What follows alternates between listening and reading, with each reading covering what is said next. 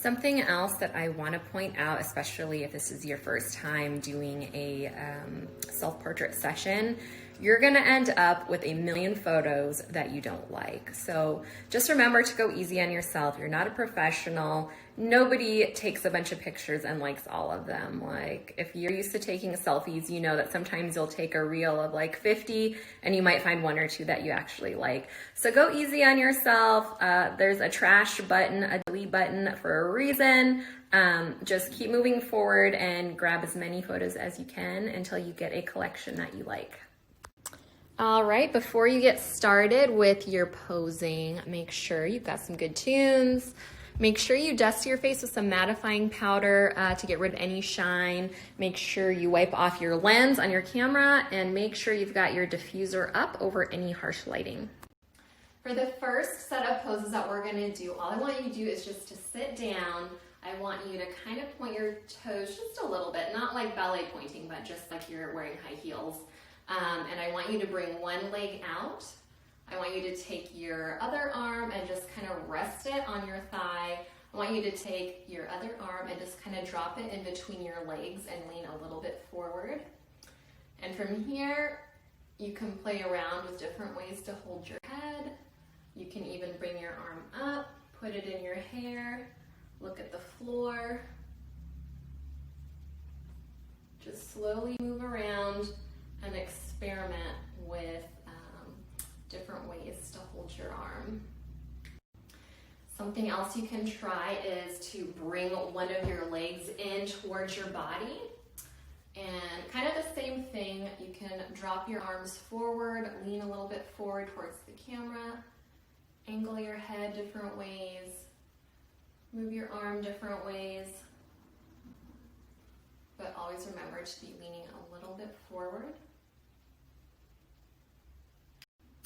Another thing that you can do is just to rotate your body to the side. Again, make sure you're pointing your toes a little bit. Bring one leg out, bring the other one up. And from here, you can decide if you want to hug your leg, if you want to bring your arm down, lean your head. Lots of different ways you can do this.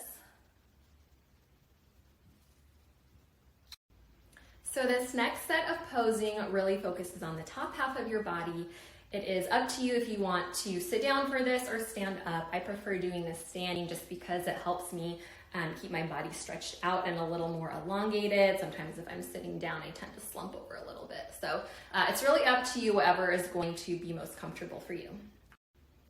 All right, so with this first pose, I want you to remember just to lean slightly forward towards your camera.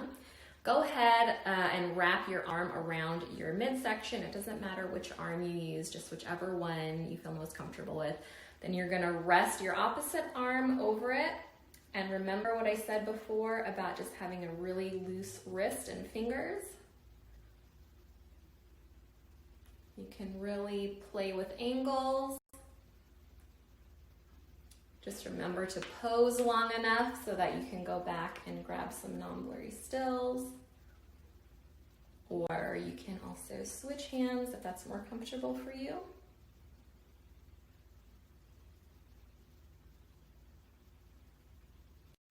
A great way to get more of your arms and your hands in the photo without making it look too weird is just to bring them up over your head.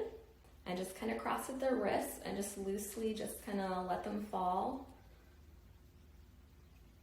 You can turn different ways. You can also go ahead and bring your hand up in your hair like this. Cover part of your face. Or even turn to the sideways and kind of do the same thing. Get a little booty shot in there. Another good pose that you can really sex up a little bit and make a little more seductive just involves anytime you are grazing your neck or your chest. It's okay if you feel completely ridiculous. Doing this really takes a little bit of time to find the right pose. Doing that makes you also feel natural. So don't be embarrassed if you feel a little bit dorky doing some of these poses. You can always go back and delete what you don't like. Just keep practicing until you get a pose that you do like. So again, you can wrap your arm around your midsection. You can close your eyes and look up. Slowly either graze your neck or your chest even. It also helps if you angle your shoulders a little bit towards the camera so that you're getting more of your bust in there, versus if you're too far sideways, you're not going to get as much of that in focus.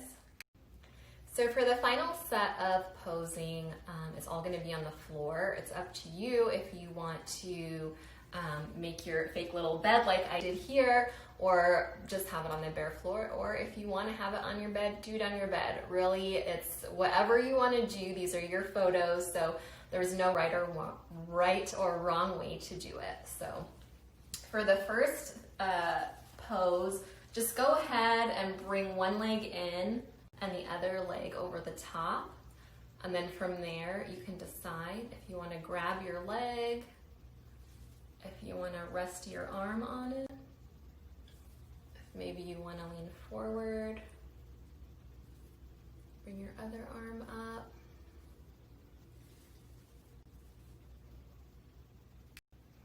Another easy pose you can do is to sit up, actually sitting on your heels. And you can, again, you can face the camera or you can move a little bit to the side.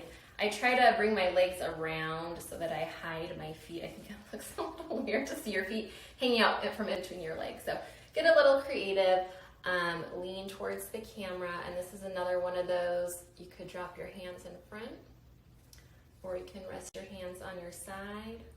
Make sure you're leaning forward. Do different angles with your head. Bring your arm up.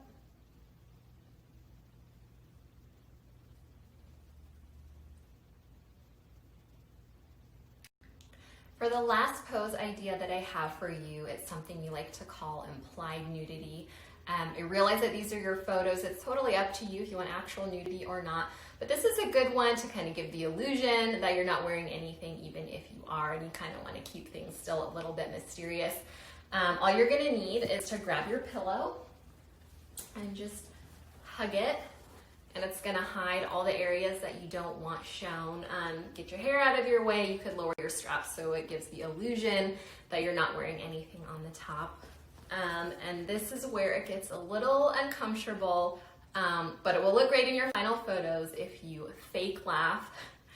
So, ha ha ha ha ha. Super weird, but I promise in the final photos it'll look like you're just being your natural self and having fun.